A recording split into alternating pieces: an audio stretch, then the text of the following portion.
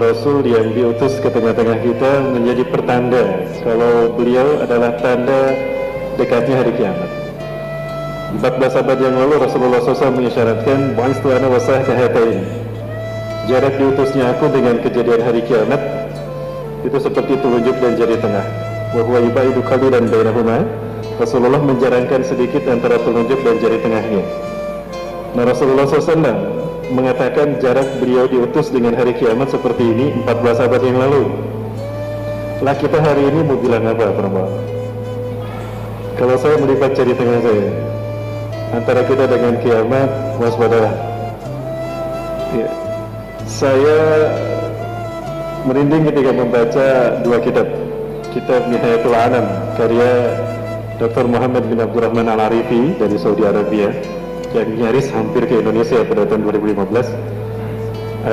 namun batal karena ada tokoh yang tidak keberatan beliau datang ke Indonesia. Kemudian juga kitab yang kedua An-Nihayah fil Fitan wal Marahid, huru hara dan petaka akhir zaman karya Al-Hafiz Imam Ibnu Katsir rahimahullah. Di sana ada dua hadis setidaknya yang memberitahukan pada kita kalau kita berada di pintu gerbang kiamat. Jadi kita bukan dekat lagi dengan hari kiamat, kita berada di pintu gerbang kiamat. Ya. Apa yang membuat saya mengatakan demikian? Nah, ini setidaknya dua hadis ini Rasulullah sampaikan. Yang pertama Rasulullah mengatakan, baina yaday sa'ah, di pintu gerbang kiamat sinina khadi'atan. Di pintu gerbang kiamat akan muncul tahun-tahun penuh dengan tipu daya dan tipu muslihat. Ya, jadi skalanya tahun.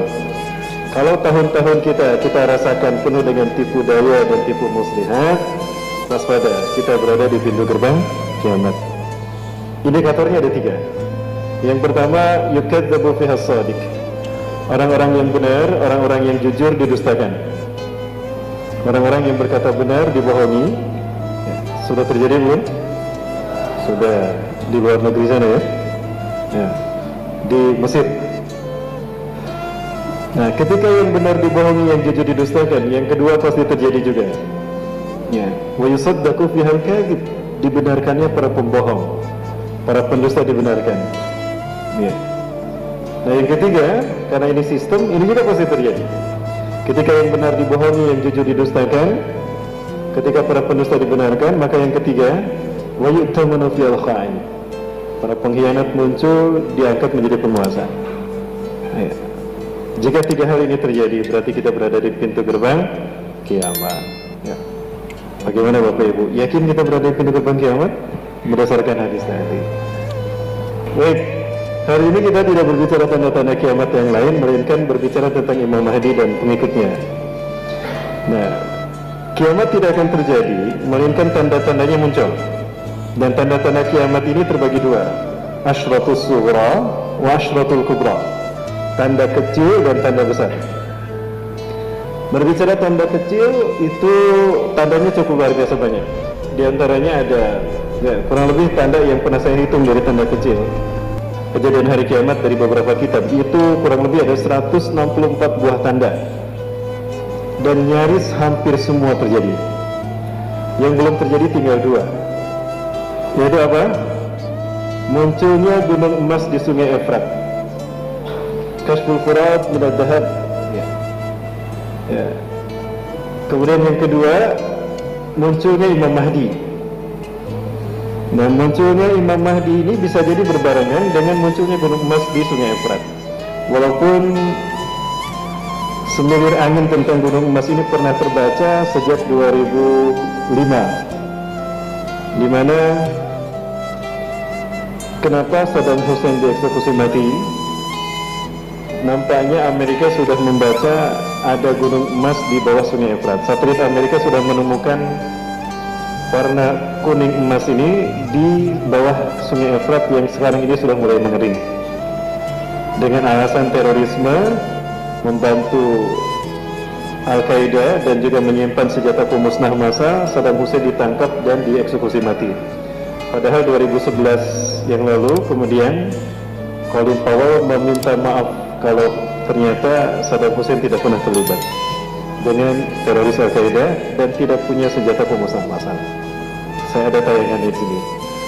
Nah, kemudian tanda berikutnya Imam Mahdi muncul. Nah, kemunculan Imam Mahdi ini menghubungkan tanda kecil dengan tanda besar. Kenapa? Karena kemunculan Imam Mahdi itu jaraknya sangat dekat dengan kemunculan Dajjal. Bisa jadi antara 3 sampai 5 tahun ke depan. Ya. Nah, baik. Lalu kapan munculnya Imam Mahdi? Munculnya Imam Mahdi di fase yang keempat ini, Bapak Ibu sekalian. Di fase yang keempat ini. Di fase keempat inilah Imam Mahdi akan muncul. Ya, dan fase keempat adalah fase di mana kita hari ini ada. Ini ada sebuah hadis dari sahabat Abu Hurairah radhiyallahu an, riwayat Imam Abu Daud, di mana Rasulullah menyatakan, ini an Abi Hurairah radhiyallahu anhu qala, dari Abu Hurairah semoga Allah meridainya, yang berkata, qala Rasulullah sallallahu alaihi wasallam, Rasulullah SAW bersabda, innallaha, sesungguhnya Allah, yab'asu min hadhil ummah, akan mengutus dari umat ini, ala ra'si kulli mi'atis sanah, setiap kelipatan 100 tahun sekali, man, seseorang, yujadidu dinaha, yang akan memperbarui agamanya. Riwayat Imam Abu Dawud. Jadi kemunculan sosok ini bukan nabi dan bukan rasul, tetapi mujadid, reformis, yang tugasnya satu, membuat Islam memimpin dunia. Beliau memimpin dunia. Yang kedua, membersihkan Islam dari pemahaman-pemahaman yang sesat. Maka pada saat beliau muncul, Islam akan terlihat, ini loh Islam yang sebenarnya. Maka perselisihan, ikhtilaf di antara umat Islam yang mengaku kelompok ini paling benar, kelompok ini paling benar, itu sudah tidak ada lagi. Pada saat itu kita akan mendapati Islam yang sesungguhnya yang beliau bawa. Dan yang ketiga, beliau akan menciptakan kedamaian dan ketentraman di muka bumi. Ya melul adlan wa qistan kama muliyat sulman wa jawra. Ya. Baik, nah ini Rasulullah menyebutkan setiap 100 tahun sekali setelah beliau wafat. Jadi berangkat dari hadis Rasul tadi, kemudian ending dari Turki Utsmani itu 1924.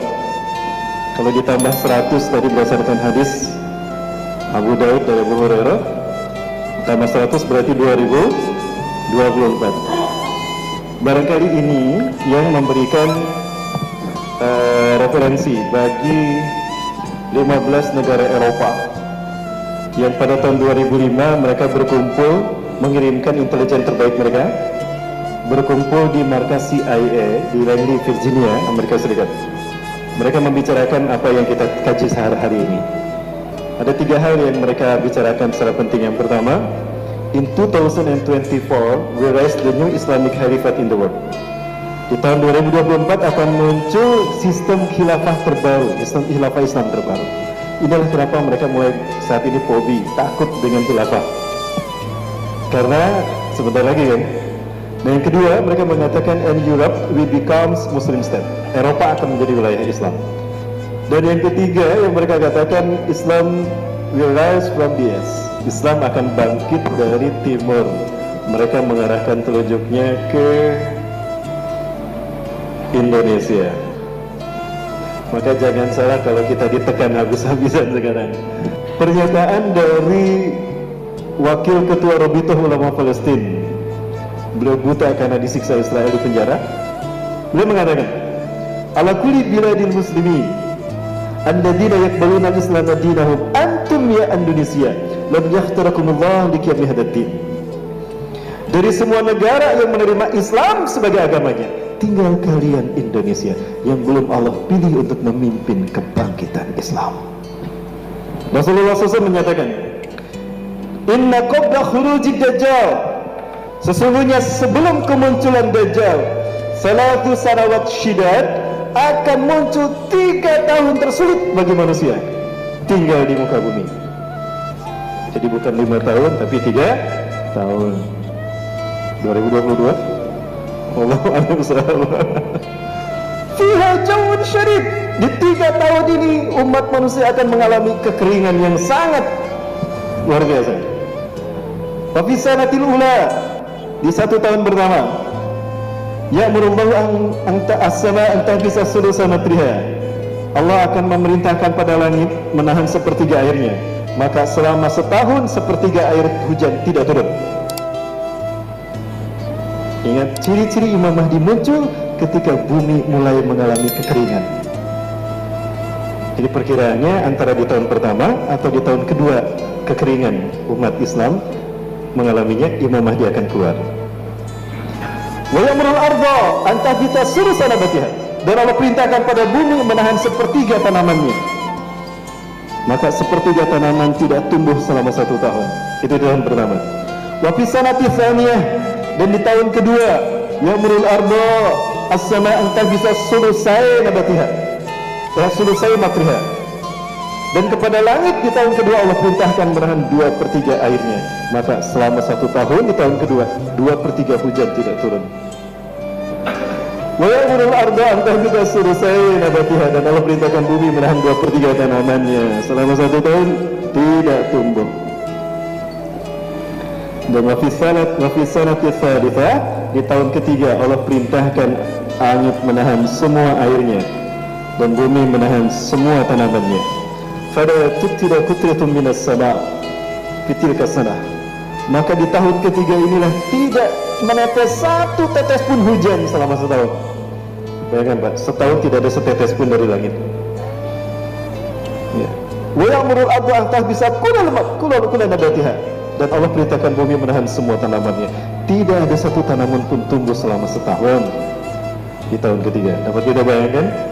Di tahun ketiga ini banyak manusia mati kelaparan.